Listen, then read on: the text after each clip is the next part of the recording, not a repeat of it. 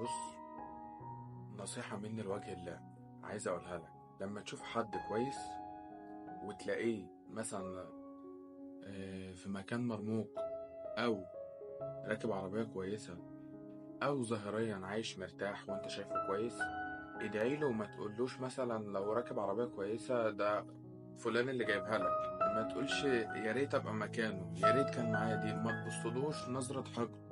أنت مش عارف الكواليس كان فيها إيه. أنت مش عارف هو تعب قد إيه عشان يوصل للحاجة دي. لما تشوف حد لو ظاهريا مرتاح او كويس في حياته او قول بسم الله ما شاء الله وادعي له دعوة. حب الخير للغير هيلف ويرجع لك. الخير دايرة واحنا بنلف فيها. حب الخير لغيرك هيجي لك. نصيحة حبيت اقولها لك في السريع، ويا رب يا رب يا رب يا رب يرزق كل واحد ويبارك